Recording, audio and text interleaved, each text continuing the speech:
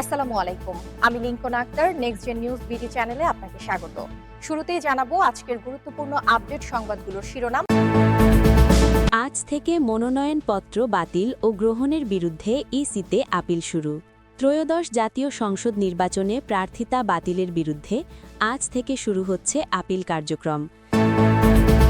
৭ জানুয়ারির পর সরকার পতনের আন্দোলনের হুঁশিয়ারি ইনকিলাব মঞ্চের। হাদি হত্যাকাণ্ড, মূল আসামি ফয়সালের ভিডিও পরীক্ষা নিরীক্ষা করছে ডিএমপি। এলপিজির সংকট সৃষ্টিকারীদের বিরুদ্ধে ব্যবস্থা নেওয়ার নির্দেশ। বর্তমানে এলপিজির পর্যাপ্ত মজুদ রয়েছে জানিয়ে কৃত্রিম সংকট সৃষ্টিকারীদের বিরুদ্ধে আইনি ব্যবস্থা নেওয়ার জন্য প্রশাসনকে নির্দেশনা দিয়েছে বিদ্যুৎ, জ্বালানি ও খনিজ সম্পদ মন্ত্রণালয়। ভেনেজুয়েলায় মার্কিন অভিযানে নিহত অন্তত ৪০। New York Times. ভেনেজুয়েলার প্রেসিডেন্ট নিকোলাস মাদুরোকে আটক করতে চালানো মার্কিন সামরিক অভিযানে বেসামরিক নাগরিক ও সেনা সদস্য সহ অন্তত ৪০ জন নিহত হয়েছেন। প্রতিদিনের আপডেট সংবাদগুলো সবার আগে পেতে ভিডিওতে একটি লাইক দিয়ে চ্যানেলটি সাবস্ক্রাইব করুন এবং কমেন্টে জানিয়ে দিন আপনি কোন জায়গা বা কোন দেশ থেকে আমাদের এই সংবাদটি দেখছেন। আজ থেকে মনোনয়নপত্র বাতিল ও গ্রহণের বিরুদ্ধে ইসিতে আপিল শুরু।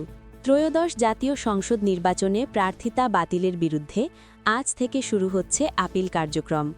যাচাই বাছাইয়ের শেষ দিন পর্যন্ত সারা দেশে ৭২৩ জনের মনোনয়নপত্র বাতিল হয়েছে।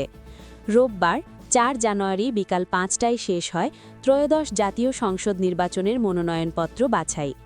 বাছাইয়ের ফলাফলে মোট ১,৮৪২টি মনোনয়নপত্র বৈধ হয়েছে। আপিলের জন্য আগারগাঁওয়ের নির্বাচন ভবনে অঞ্চল ভিত্তিক ১০টি বুথ স্থাপন করা হয়েছে। ৯ জানুয়ারি বিকাল ৫টা পর্যন্ত প্রার্থী, ব্যাংক বা আর্থিক প্রতিষ্ঠান, সরকারি সেবাদানকারী প্রতিষ্ঠান বা প্রার্থীর লিখিতভাবে ক্ষমতাপ্রাপ্ত কেউ এসিতে আপিল করতে পারবেন। উল্লেখ্য যে মনোনয়নপত্র গ্রহণ বা বাতিল আদেশের বিরুদ্ধে দাখিলকৃত আপিল নির্বাচন কমিশন আগামী ১০ জানুয়ারি থেকে ১৮ জানুয়ারির মধ্যে নিষ্পত্তি করবে। ৭ জানুয়ারির পর সরকার পতনের আন্দোলনের হুঁশিয়ারি ইনকিলাব মঞ্চের। ইনকিলাব মঞ্চের মুখপাত্র শহীদ শরীফ ওসমান হাদি হত্যাকাণ্ডের বিচার না হওয়া পর্যন্ত রাজপথে আন্দোলন অব্যাহত রাখার ঘোষণা দিয়েছে ইনকিলাব মঞ্চ। একই সঙ্গে আগামী ৭ জানুয়ারির পর সরকার পতনের আন্দোলনে যাওয়ার হুঁশিয়ারিও দিয়েছেন সংগঠনটির সদস্য সচিব আব্দুল্লাহ আল জাবের। শুক্রবার ২রা জানুয়ারি জুম্মার নামাজের পর ঢাকা বিশ্ববিদ্যালয়ের কেন্দ্রীয় মসজিদ থেকে বিক্ষোভ মিছিল শুরু করে ইনকিলাব মঞ্চের নেতাকর্মীরা শাহবাগ মোড়ে গিয়ে অবস্থান নিয়ে রাস্তা অবরোধ করেন। অবরোধ কর্মসূচিতে আব্দুল্লাহ আল জাবের বলেন, ওসমান হাদি হত্যাকাণ্ড নিয়ে সরকারের বিভ্রান্তিকর বক্তব্য আমরা বিশ্বাস করি না।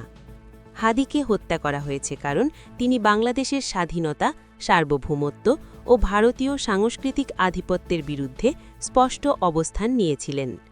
তিনি বলেন, ঘটনার ২১ দিন পেরিয়ে গেলেও সরকার এখনও প্রকৃত খুনিদের শনাক্ত ও গ্রেপ্তার করতে ব্যর্থ হয়েছে, যা সরকারের সদিচ্ছার অভাবের প্রমাণ।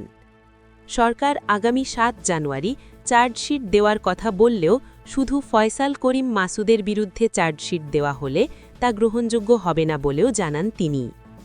আব্দুল্লাহ আল জাবের বলেন, এই হত্যাকাণ্ডের পেছনে যাদের হাত রয়েছে তাদের সবাইকে আইনের আওতায় এনে চার্জশিট দিতে হবে। তা না হলে ৭ জানুয়ারির পর সরকার পতনের আন্দোলন শুরু করা হবে।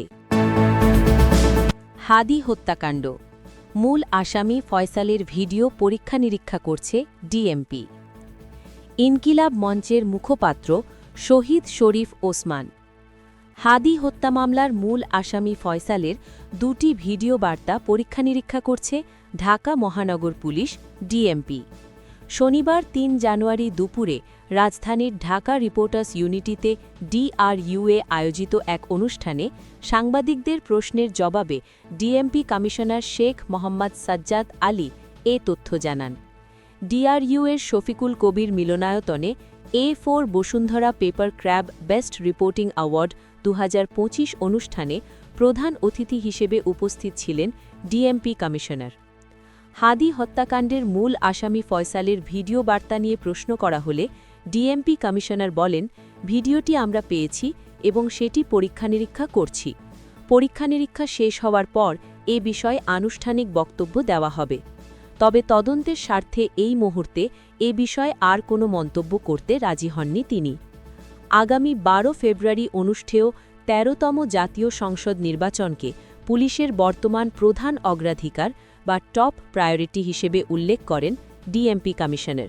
তিনি বলেন, জানুয়ারি মাসের 21 বা 22 তারিখ থেকে নির্বাচনী প্রচার শুরু হতে পারে। তখনই মূল জটিলতা তৈরির সম্ভাবনা থাকে। আমরা নিরপেক্ষতার সাথে কাজ করতে চাই এবং আগামী 40 দিন আইনশৃঙ্খলা নিয়ন্ত্রণে রাখতে পারলে একটি সুষ্ঠু নির্বাচন উপহার দেওয়া সম্ভব হবে। নির্বাচনে প্রার্থীদের নিরাপত্তার বিষয়ে তিনি জানান, কোনো প্রার্থীর জীবনের ঝুঁকি কতটা তা স্পেশাল ব্রাঞ্চের মাধ্যমে যাচাই করা হয়। ঝুঁকি নিশ্চিত হলে তবেই গানম্যান দেওয়া হচ্ছে। ইতিপূর্বে বেশ কয়েকজনকে গানম্যান দেওয়া হয়েছে এবং নির্বাচন কমিশনারদের নিরাপত্তা বাড়ানো হয়েছে। ঢাকার রাজপথে ঘন ঘন অবরোধ ও দুর্ভোগ নিয়ে উদ্বেগ প্রকাশ করে সাজ্জাদ আলী বলেন, 2024 সালের জুলাই আন্দোলনের পর 2025 সালটিও বেশ উত্তাল ছিল। বিভিন্ন গোষ্ঠীর দাবিদাওয়া নিয়ে রাস্তা ব্লক করার ফলে সাধারণ মানুষ ও রোগীদের চরম ভোগান্তির শিকার হতে হচ্ছে। এই সংস্কৃতি থেকে আমাদের বেরিয়ে আসা জরুরি। তিনি সাংবাদিকদের উদ্দেশ্যে বলেন, পেশাগত দায়িত্ব পালনের সময় পুলিশের কোনো ভুল থাকলে তা অবশ্যই তুলে ধরবেন। তিনি মনে করেন, পুলিশের সাথে গণমাধ্যমের একটি মজবুত সেতুবন্ধ থাকা প্রয়োজন। ডিএমপি কমিশনার জানান, স্বচ্ছতা বজায় রাখতে লটারির মাধ্যমে ডিএমপির অফিসার ইনচার্জদের রদ বদল করা হয়েছে।